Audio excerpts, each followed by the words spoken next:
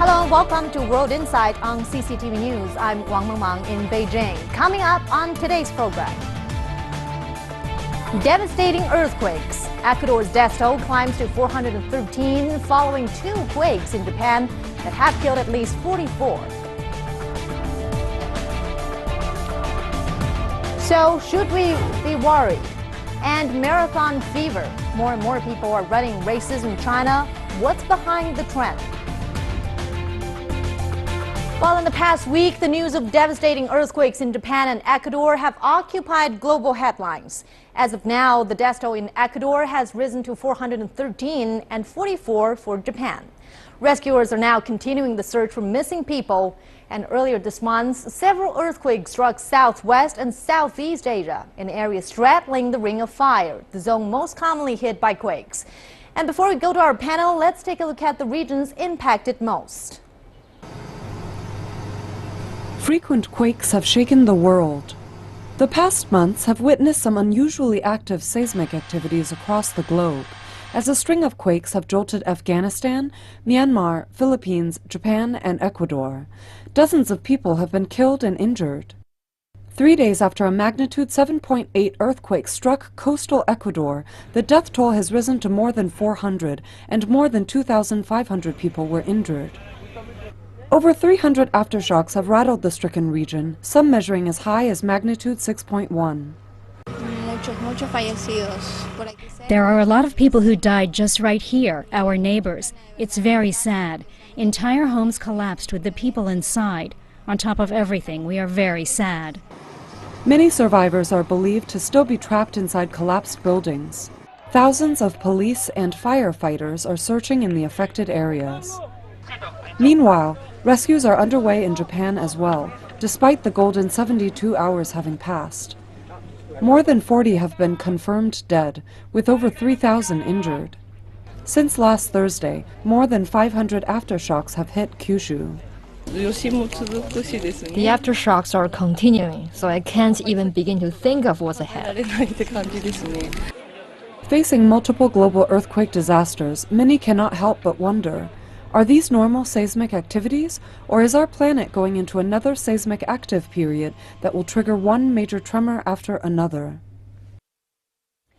And to get more discussion into this topic, we're joined in the Beijing studio by Mr. Gu Guohua. He's a research professor at the Institute of Earthquake Science with the China Earthquake Administration. Welcome, Mr. Gu. And also in London, we're joined by Mr. David Rothery, who is a professor of planetary geosciences at the Open University in UK.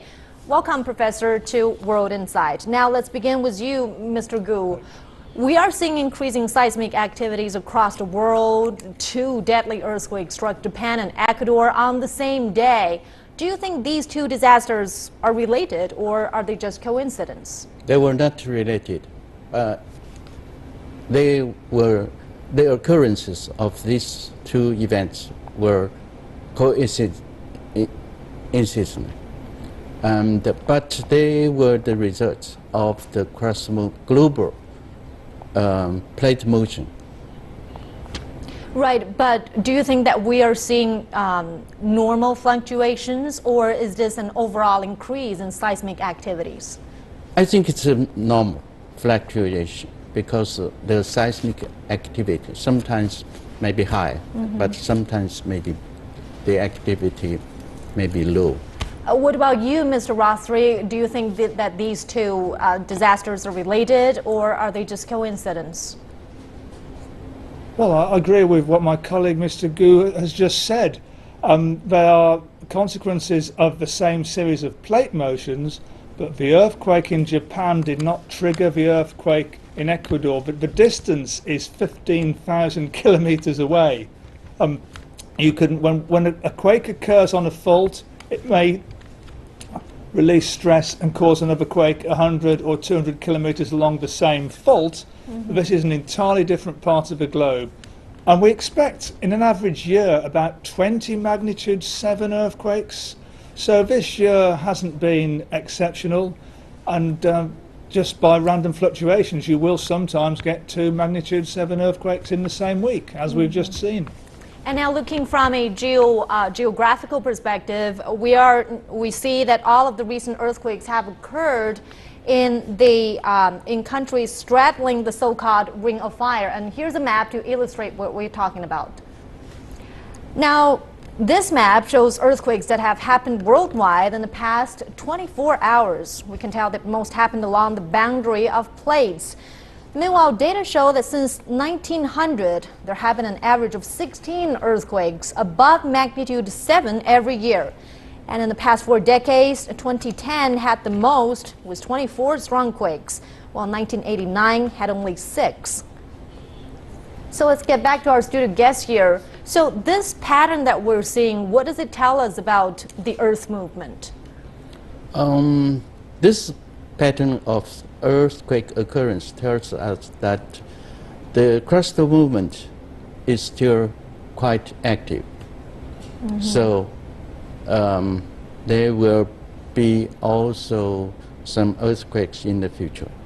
Even though that you said there's nothing exceptional, but we are seeing an increase in seismic activities, and scientists say that maybe more are on the way. So how concerned should we be, Professor Rothery? Well, I don't see an increase in seismic activity. And we understand why earthquakes are occurring around the edge of the Pacific. We know where they will occur. We don't know exactly when the next earthquake will happen, but we do know which parts of the globe are at risk from earthquakes. And this does include China. So it is important to build houses, schools, hospitals, and dams and bridges and elevated highways to a sufficient construction standard that they will withstand the shaking that you get in a strong nearby earthquake. I think a lot of the deaths in Ecuador was sadly due to the buildings being built cheaply because it's a poor country, and so when the buildings shook, they fell down. But in Japan, the buildings are more strongly built, more sensibly built for withstanding earthquake shocks, and the buildings tend not to fall down in Japan. And it's a lesson for every country. Spend a little bit extra money to make buildings that will shake and sway but not collapse during an earthquake. It has to do with the quality of construction. It also has to do with the ability to forecast major disasters and the early warning system.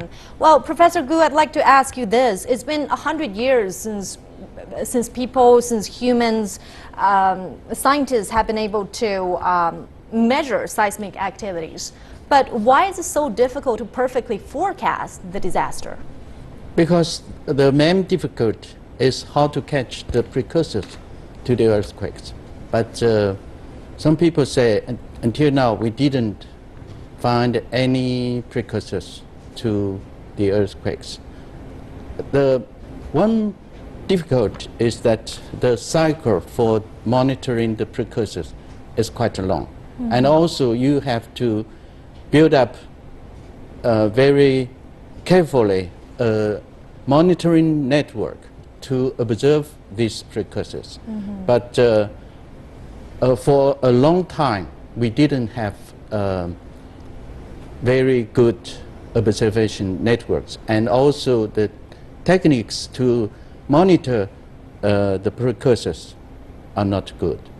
But in recent years,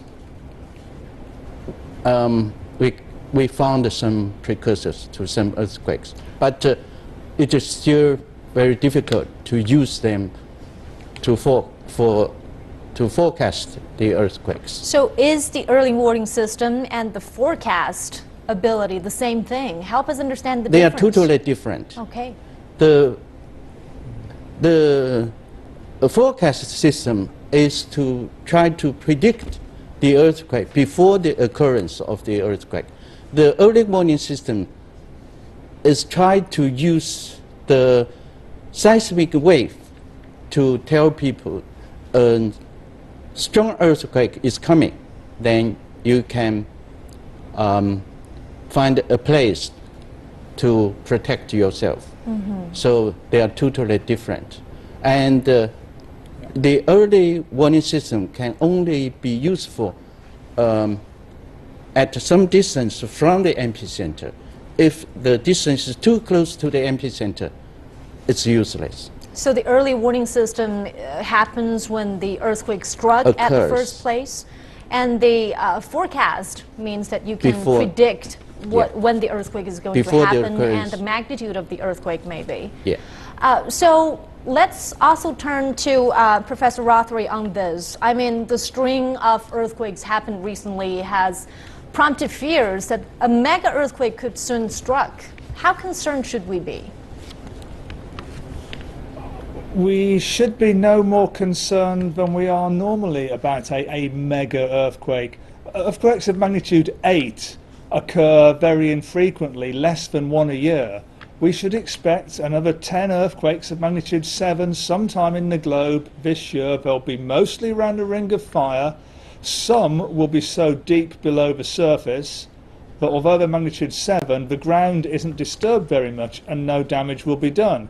We may get a very shallow magnitude 6 earthquake right inside Tokyo, right inside Beijing, which could do a lot of damage. It's not just the size of the earthquakes, it's how deep they occur that we have to be concerned about. But I don't think we have no data from this month's earthquakes in Japan and Ecuador to suggest anything big, anything exceptional is on the way. But I do hope people will take the message from these earthquakes that it's important to build safely, and also people need to understand what to do in an earthquake. If this can save lives. If you're indoors and your house starts to shake, don't rush outside, get underneath a table, hang on to it. If the roof collapses, the table will protect you. If you rush outside, some falling bricks can hit you on the head and kill you. So, and this is what school children should be taught in earthquake-prone countries. If the school starts to shake, get underneath your desk and stay there until the shaking has stopped. And now, that can save a lot of lives. That comes to the point of education, Professor Rothery. Let me just jump in here and ask you this. When I went to Japan to cover the earthquake and tsunami back in 2011, I was amazed at the sense of disaster preparedness the local people have. I mean, from children to the elderly, they're all well educated about emergency response measures. So what kind of experiences can we learn from that? I mean, how important is education in minimizing losses? I think it's very important. You refer back to the earthquake and tsunami in 2011. I don't think that earthquake killed anybody. The building stood up to it, people were sensible, there was some damage, but what killed people was the tsunami, which was bigger than expected, and it was too high for the tsunami walls around the coast. So it was the tsunami triggered by the earthquake. But the people's response to the earthquake and the buildings they were in were both very, very well done.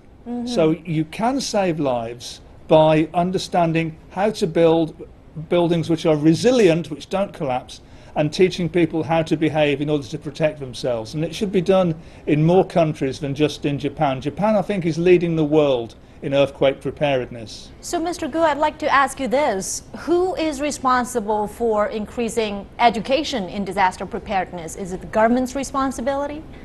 Surely, the government is responsible for the education to the school children, to the public also. So. And of course, here in China, many mountainous provinces in the southwest of the country are prone to earthquakes. The magnitude 8 earthquake that struck China back in 2008 still left the country in scars. What lessons can we learn from that disaster? During the event in 2008, some students were educated with some basic knowledge about the earthquakes. So they have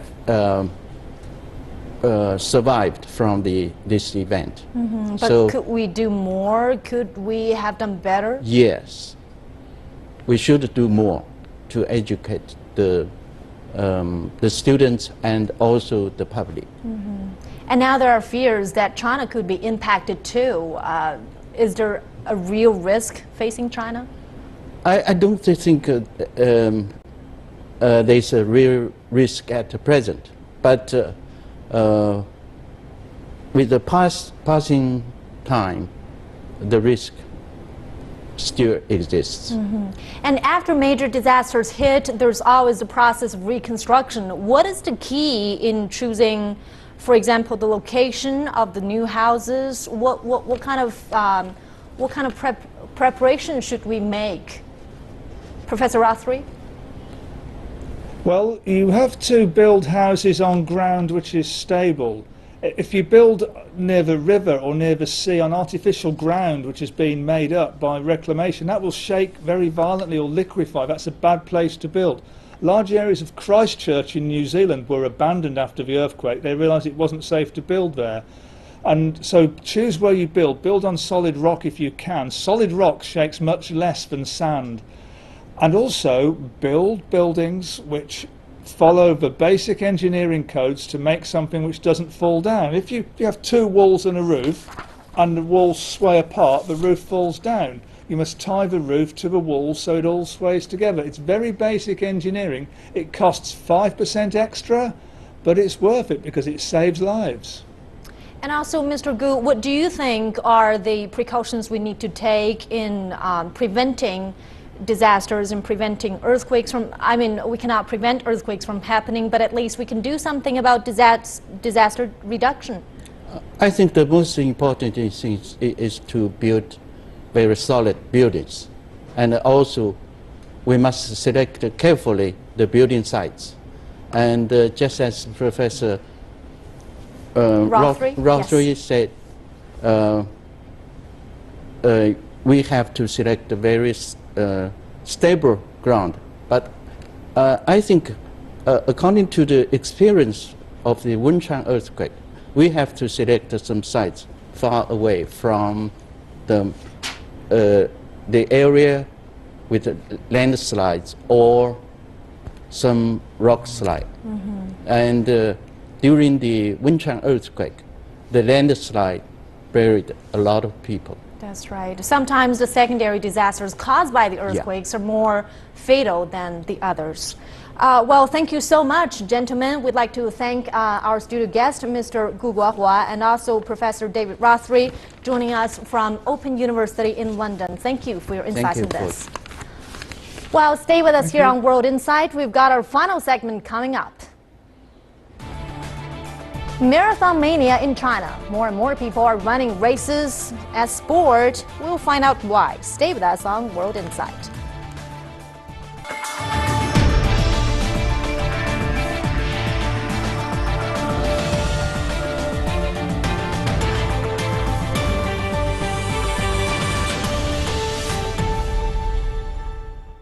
Welcome back to World Insight.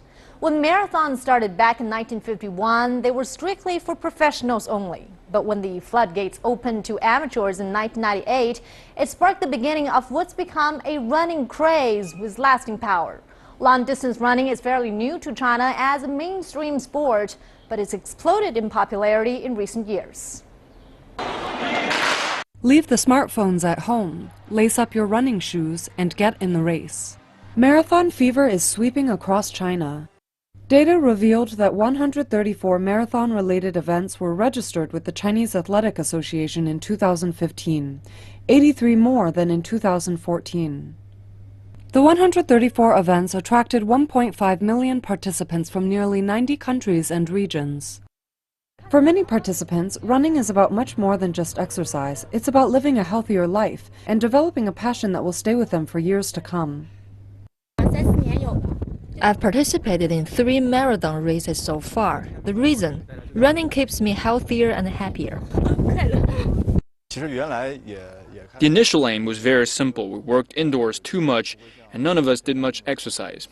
We just want a healthier body and a more active lifestyle.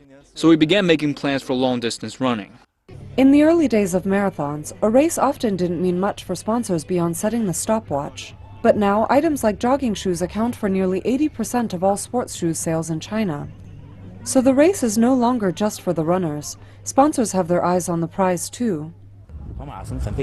You can't expect an immediate return after sponsoring a race, but an event like this can help you build a brand. And considering jogging shoes are subject to more wear and tear than other sports, the business potential for economic and durable equipment is huge.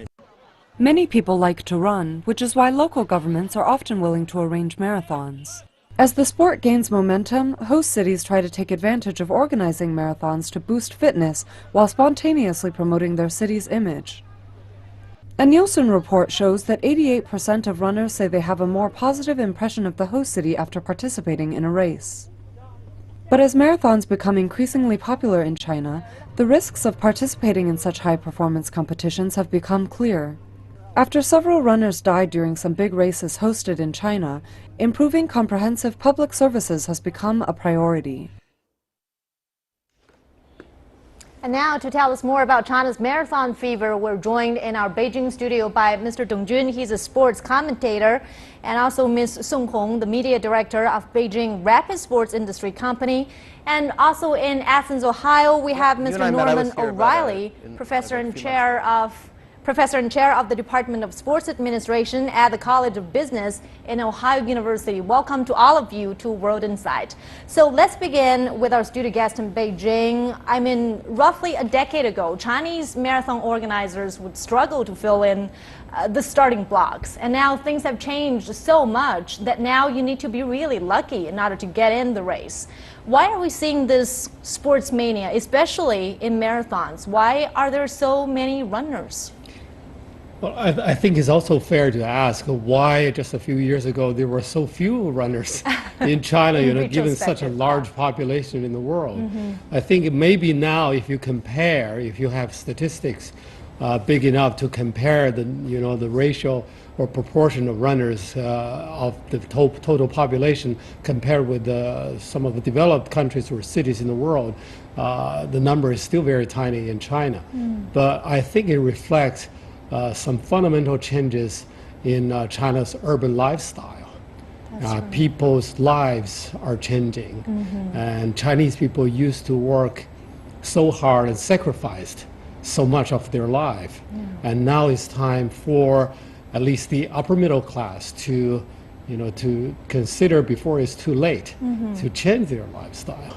I'm really happy that you brought this up. It really has become the new cool for many Chinese, and we have some figures here. So who are these active runners? A report shows that a large proportion of this expanding group of marathoners are from the country's exploding middle class. They're young and they're well off. Now we have this chart for you. People in highly developed mega cities like Beijing and Shanghai have the largest number of runners, accounting for around 17% and 11% respectively. And people in the less developed West and Central China have the lowest participation of only around 9% and 5%. So why do you think participation in this kind of sports have anything to do with people's socioeconomic status?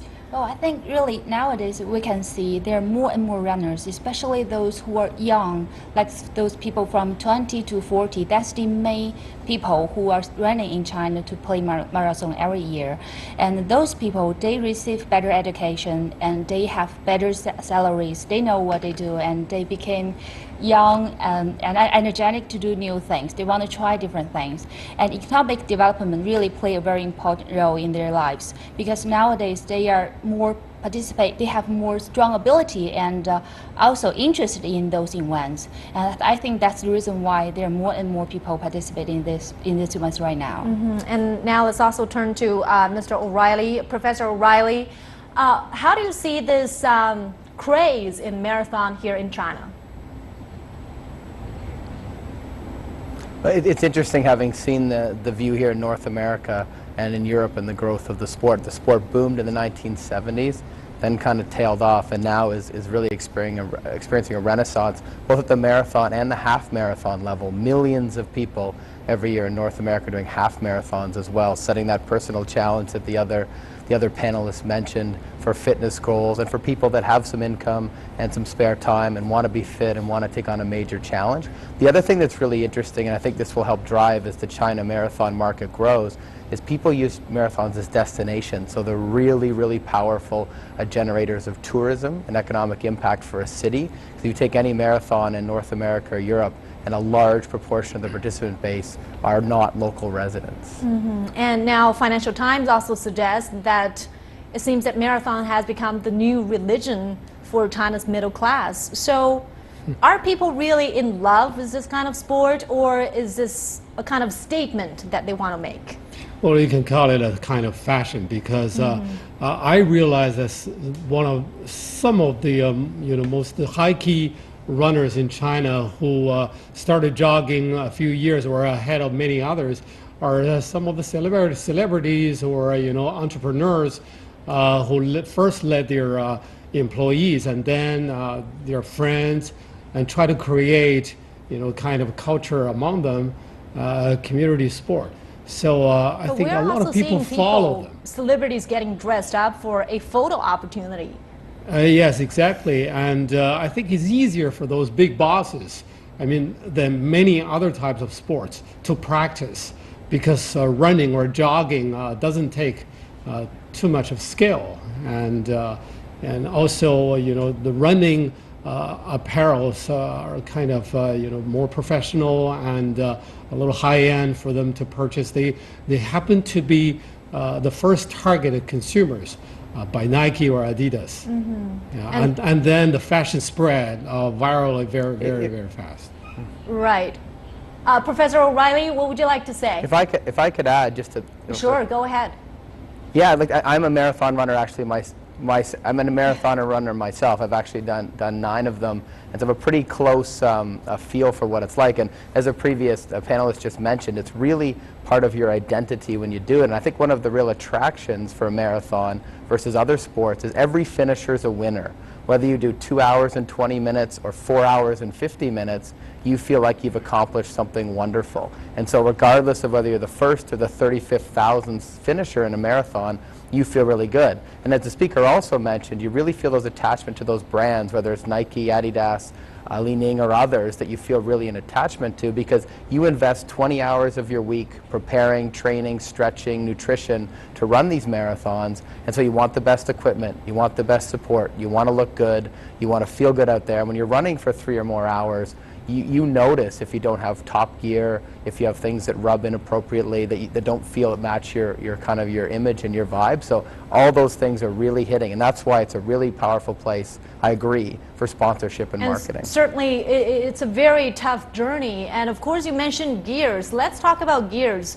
Mr. Dong just mentioned consumption of the equipment that you use for jogging and running. How much of a market are we seeing here with the booming in the marathon industry? Well, definitely it's a huge market, even though we can see there's more population here compared with the United States. And nowadays in China, there are about 200 matches a year, and compared with in the United States, almost 2,000 matches. But we have obviously larger population than the US.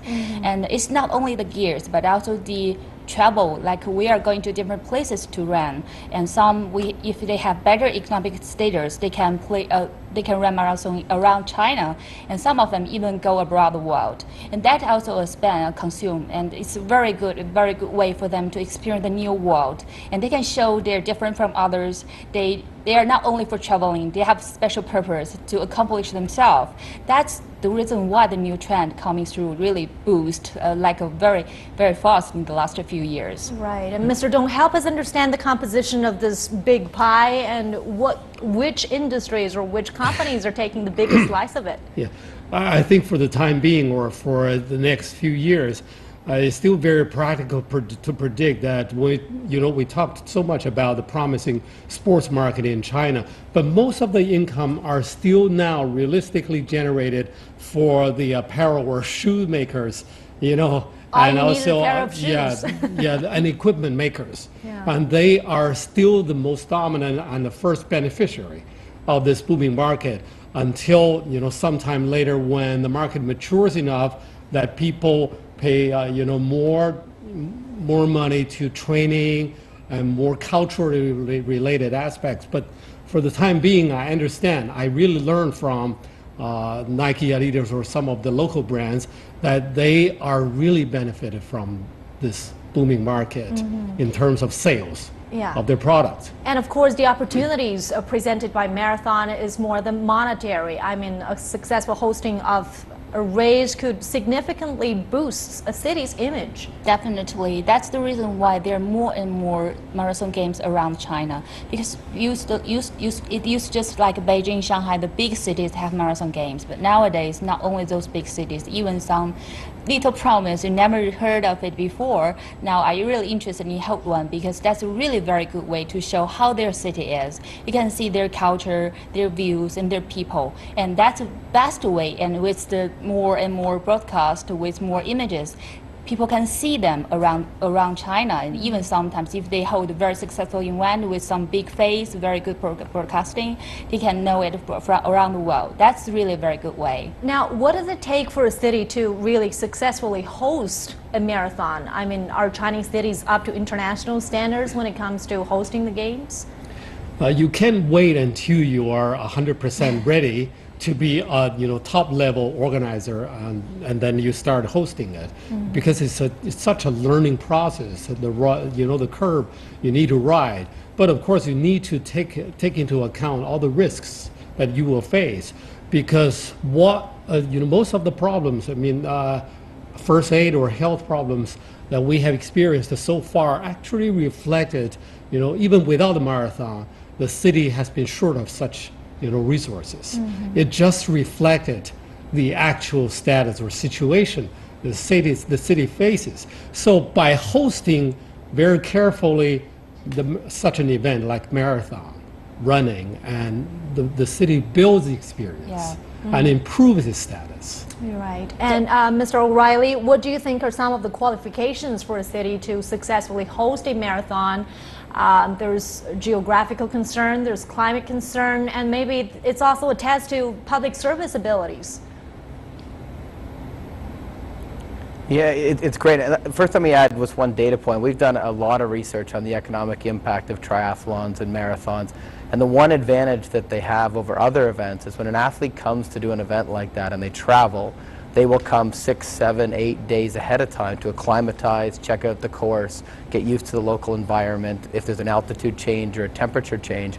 And they tend to spend a lot of money. They're going to nice restaurants, eating pasta dinners, and then often staying a bit afterwards and not moving around much. So in terms of the city's gain, if you can attract those international tourists or even domestic tourists outside of the city, so someone's coming from Shanghai to do a marathon in Beijing, it has a huge impact for the city businesses, populations, hotels, etc., much more than other properties. So within that, how do people choose? And we've done a lot of research on this as well, marathon destinations and tourism destinations.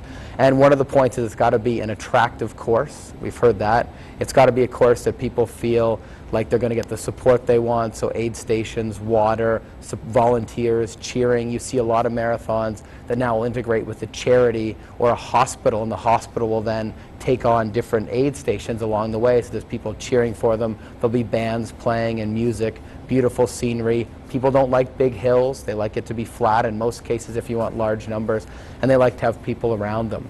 To your concern about the other piece, which is very important, is it hurting the environment? Is it bad for the city? Does it shut it down? That's not really a participant issue. That's a local resident issue. And so the participants really want those things taken care of. They don't want people bothering them on the course. It's the local residents who care. What's this marathon doing? Is it going to disrupt my business? Am I not going to be able to get to work on time? Is it bad for the environment? All of those kind of pieces. So there's really two markets there in my view. Those that you want to participate, you want to make it clean and attractive and fast and fun. But the local residents have to be confident it's going to bring something to their city. And that's back to my original point that you need to attract people in from outside. Because even if you bring in 1,000 foreigners that spend 6 or 7 days in domestic tourists, you will have an impact into the millions of dollars for the local businesses.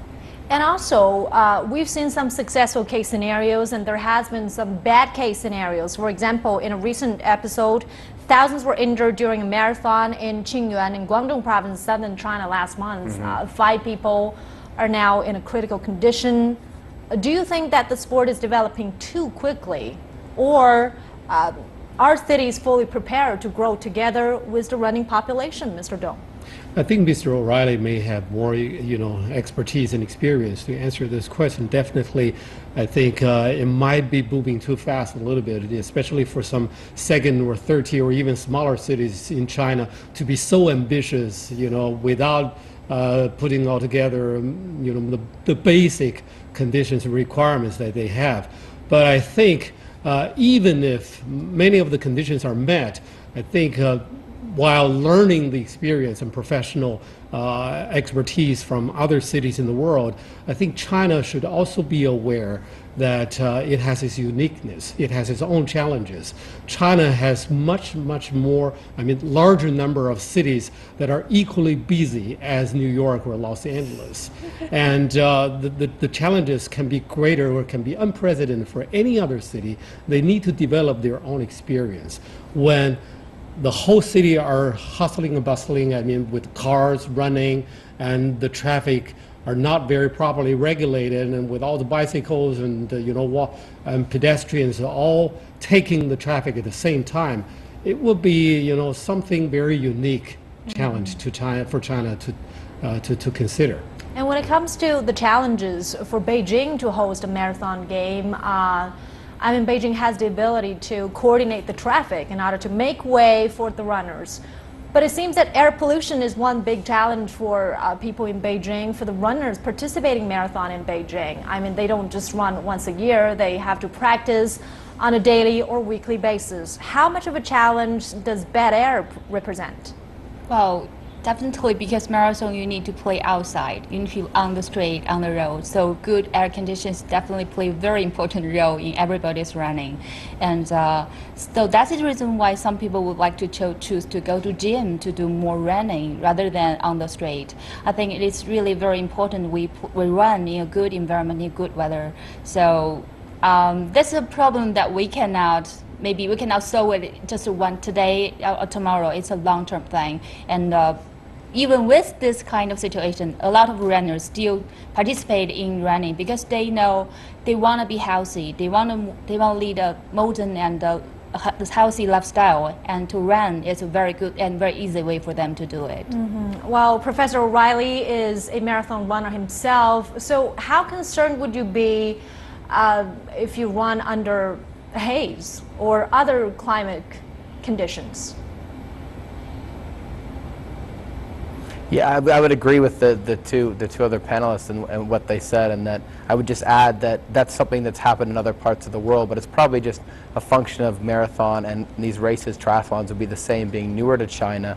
Maybe Beijing, having hosted the Olympics, is a little more developed. But when I first started running, which is a long time ago, those experiences happened as well. Not well organized races held at the wrong time when the environment not be nice or might be too hot, and then people got into some health problems, as you mentioned. But what's kind of happened is now in Canada and the US both, the running associations and the national sport organizations have created sanctions, and there's insurance. So when you select a race, you pick a race that's sanctioned. So you know that the body, the federation has gone in, made sure that race has met certain safety criteria, made sure they've checked the quality of the air, made sure insurance is in place, that traffic regulations and police are on side to start to reduce your risk. Of course, bad things can happen in a marathon, and a lot of people sign up, as you know, who aren't prepared or who push too hard and get into those kind of problems. And that's going to happen in a race of that magnitude. But I think as you see the marathon community in China grow and the races happen year over year, you're going to see the bodies set up, and the government and the federations, maybe the Chinese Sport Council will get involved, and we'll have more controls. And at least when you register then, you'll be more certain of the quality of the race. That's then going to help people like me want to come and do the Shanghai Marathon or the Hong Kong Marathon, because it's a great destination, it's a great experience, and you know it's going to be safe. The final point, I think, on the air quality, yes, that would be a huge concern. I think as a visitor, you would be more concerned about coming in for the race, is it going to affect my performance? But I agree with the previous comments very much that if I lived there and the marathon was serious for me, I would look for alternative training places, or really push for a cleanup of the environment, or perhaps you drive. I've been to Beijing a few times. You drive a few hours out of town to get into a more greener, healthier environment, to do your long runs and do your short runs maybe indoor at the gym, as was suggested. And but, certainly we'd yeah, love I to see that see as you a here in huge Beijing issue for the sometime local runners who want to run the marathon. Professor O'Reilly, sorry to interrupt to come you, back. but I'd like to give our final question to Mr. Dong here. Yes, what were you trying to say? I think if you look at the pollution thing in a more positive way, I think with the ever increasing number of runners in China, that actually represent an increasing voice, representing people's call for better environment. I think that will help, policymakers,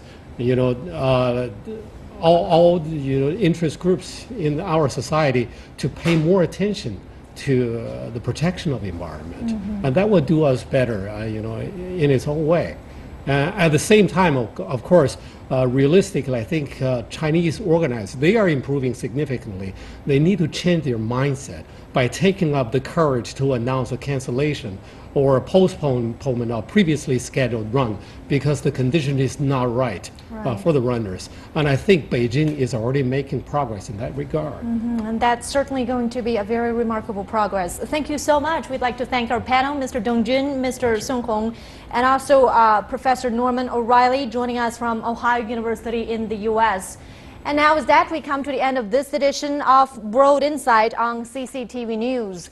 And you are always welcome to follow us on your favorite social media, follow CCTV News, and then you can check on our website for a look at more on our program. I'm Wang Mama in Beijing. Thanks for being with us. I'll see you next time.